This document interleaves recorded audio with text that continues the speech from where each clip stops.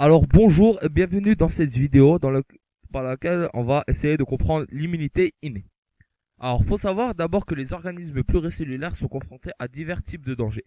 Infection par des micro-organismes qui sont les bactéries, les virus, les champignons, l'attaque des parasites, l'atteinte des tissus par des lésions traumatiques comme une blessure ou une lésion, multiplication de cellules anarchiques comme la cancérisation, mais il y a un système dans notre organisme qui nous permet de faire face à ces dangers et à maintenir l'intégrité de l'organisme. Et vous l'aurez deviné, ce système, c'est le système immunitaire. Alors d'abord, il faut savoir qu'il y a deux réponses complémentaires qui sont présentes dans un organisme.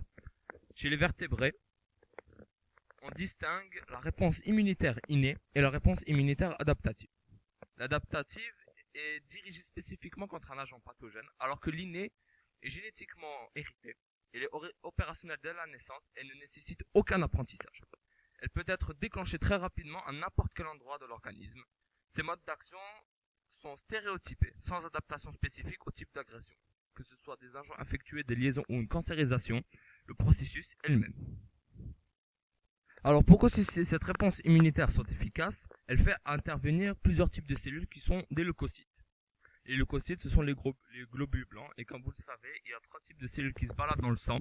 Les hématies, les globules rouges, les leucocytes, qui sont les globules blancs, et les plaquettes. Donc une partie de ces cellules sont impliquées, résident dans les tissus, c'est-à-dire la peau et les muscles, tout ça. Ce sont les macrophages, les cellules dendritiques et les mastocytes. Leur dispersion dans tous les tissus fait que quand il y a une infection, il y a de fortes chances qu'elle les détecte, puisqu'elles sont présentes à peu près partout. Après, d'autres leucocytes circulent dans le sang et sont également recrutés lors de la réponse immunitaire innée. Il s'agit des granulocytes et des monocytes. Après, d'autres leucocytes interviennent, mais dans la réponse immunitaire adaptative, comme c'est le cas des lymphocytes, qui vont continuer, qui vont prolonger le travail de la réponse immunitaire, et ça, on le verra plus tard. Donc du coup, quand il y a une blessure, comme c'est le cas de cette petite blessure que vous voyez sur l'écran, on observe le développement d'une réaction inflammatoire. Lorsqu'elle est aiguë, elle est accompagnée par quatre caractéristiques. D'abord, une rougeur, une sensation de douleur, une sensation de chaleur, avec des gonflements de tissu. Ces symptômes se traduisent d'abord par une dilatation locale des vaisseaux, ce qu'on appelle du coup une vasodilatation. Donc les vaisseaux sanguins augmentent de volume pour pouvoir permettre un meilleur afflux sanguin et donc ramener plus de cellules dans la zone. Ce qui explique d'ailleurs les rougeurs et la chaleur avec qui s'accompagnent d'une sortie du plasma sanguin dans les tissus avoisinants avec ce qui donne du coup le gonflement. La douleur du coup est la conséquence de la stimulation des récepteurs sensoriels spécifiques qui sont du coup localisés dans la peau. C'est une substance qui va être libérée par les tissus qui va permettre justement cette sensation de douleur et cette substance s'appelle la prostaglandine. Alors, pour que cette réponse immunitaire innée soit activée, entre guillemets, il faut comprendre déjà que chaque cellule a ses propres récepteurs, comme qu'on appelle chez les antigènes surtout. Donc antigènes, c'est toutes les cellules qui sont en dehors, qui sont étrangers, qui sont intrus à l'organisme, qui possèdent des PAMP complémentaires au PRR des leucocytes, du coup, qui peuvent reconnaître euh, cet antigène. Ça ne marchera pas avec une autre cellule du même organisme, puisqu'il y a un système HLA qui permet la reconnaissance d'une cellule de l'organisme, une reconnaissance des leucocytes, pardon, des cellules de l'organisme, et donc il n'y a aucune réponse immunitaire. Donc, une fois qu'il y a eu un complexe PAMP-PRR et donc reconnaissance de l'antigène, il y aura du coup libération de médiateurs chimiques par les cellules qui ont reconnu, qui vont ainsi déclencher la réponse immunitaire. L'histamine, libérée massivement par les mastocytes, par exemple, provoque une vasodilatation locale qui favorise du coup l'afflux des cellules immunitaires à proximité du lieu d'infection. D'autres substances très diverses, comme les interleukines, permettent une communication entre les cellules immunitaires. Certaines interleukines exercent un rôle attractif sur les leucocytes qui circulent dans le sang. D'autres modifient l'activité des cellules qui les reçoivent. Ainsi, les cellules sanguines comme les granulocytes ou les monocytes vont passer du sang vers le tissu en s'insérant entre les cellules de la paroi des vaisseaux dilatés. C'est le phénomène de diapédèse.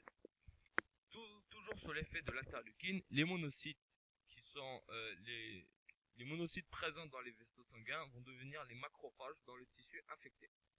Très rapidement, de nombreux leucocytes sont ainsi recrutés et entrent en action sur le lieu même de l'infection ou de la lésion.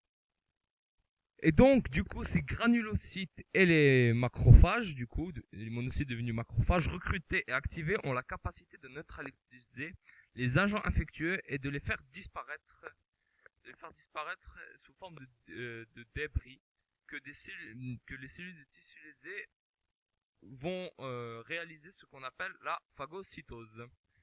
Donc du coup, c'est la raison d'ailleurs pour laquelle on les appelle les cellules phagocytes. On les appelle les phagocytes. Et du coup, cette phagocytose s'effectue en 4 étapes. D'abord, l'adhésion de la cellule à la paroi de l'élément qui l'élimine, de l'élément qui va éliminer et qu'il reconnaît du coup grâce au récepteur membranaire. L'ingestion de l'élément par déformation du cytoplasme qui vient l'entourer et l'englober dans une vacuole de phagocytose. La digestion intracellulaire grâce à des enzymes qui provoquent la lyse des constituants de l'élément de phagocyté. Et enfin, le rejet des déchets issus de la digestion extérieure de la cellule immunitaire. Et donc, parmi les cellules de l'immunité innée, comme on l'avait dit tout à l'heure, il y a la cellule dendritique. Et cette cellule, elle a un rôle très particulier. Ces cellules, du coup, sont présentes dans tous les tissus de l'organisme, à l'exception du cerveau. Leur forme étoilée de leur membrane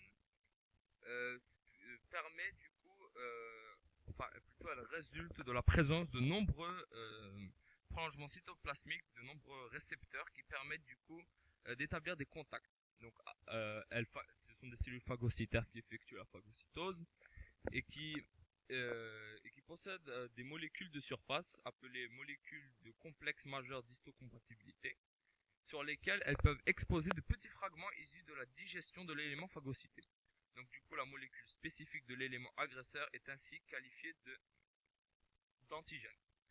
Les macrophages sont également susceptibles de présenter l'antigène de la même façon, mais on dit du coup que ces cellules sont des cellules présentatives de l'antigène ou cellules CPA. Ces cellules présentatives de l'antigène migrent dans l'intérieur de l'organisme vers les ganglions lymphatiques, organes répartis dans tout l'organisme et qui jouent un rôle de réservoir des lymphocytes T. Là, la CPA entre en contact avec du coup ces lymphocytes de catégorie T, précisément, parce qu'elles sont les seules capables de reconnaître du coup les antigènes présentés qui ont été ramenés par la cellule dendritique. Donc du coup, la CPA active cette lymphocyte T qui va du coup déclencher la réaction immunitaire adaptative. Donc si vous vous souvenez, on avait dit que parmi les caractéristiques de la réaction inflammatoire aiguë, il y avait les rougeurs, douleurs, sensation de chaleur et gonflement. Donc cette réaction inflammatoire est essentielle et traduit la réponse de l'organisme à une agression. Cependant, ces symptômes, les douleurs et les fièvres, sont désagréables. Si la cause persiste, l'inflammation peut prendre un caractère chronique avec des liaisons possibles au niveau des organes. Pour des raisons de confort et pour en limiter les conséquences, il peut être nécessaire d'aider l'organisme à contrôler l'inflammation et la douleur. On utilise donc des médicaments aux effets antalgiques, donc du coup qui limitent la douleur, et anti-inflammatoires qui diminuent l'inflammation. Et donc du coup, les antalgiques et anti-inflammatoires sont divisés en deux catégories, les non-stéroïdiens et les stéroïdiens. Pour les non-stéroïdiens, la plus célèbre des substances à effet antalgique est l'acide acétylsalicylique, mieux connu sous le nom pharmaceutique d'aspirine, vendu notamment par les laboratoires Bayer. Utilisée depuis l'Antiquité, cette molécule permet de limiter la douleur, l'inflammation et de lutter contre la fièvre.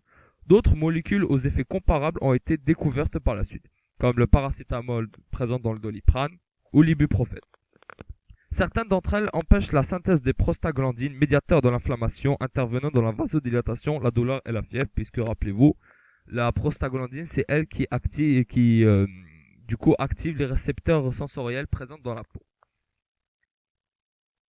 Et donc du coup, si elle empêche la synthèse de prostaglandine, qui est du coup médiateur de l'inflammation, très utilisés, ces médicaments ne sont cependant pas anodins et leurs effets secondaires doivent être pris en compte. Donc certes, c'est pas automatique, c'est comme les antibiotiques. Donc faut faire très attention parce que ça peut causer des effets secondaires comme sur le foie, le rein, etc. Maintenant, passons aux anti-inflammatoires stéroïdiens qui ont été découvertes vers 1850. Et du coup, il s'agit de l'utilisation d'hormones produites par des glandes surrénales comme le cortisol.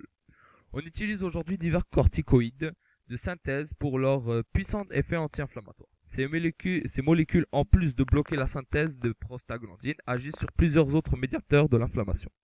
Ces substances présentent cependant de nombreux effets secondaires et leur utilisation implique un suivi médical strict et donc une ordonnance. Donc, en conclusion, voici un petit schéma qui résume à peu près toute l'immunité innée.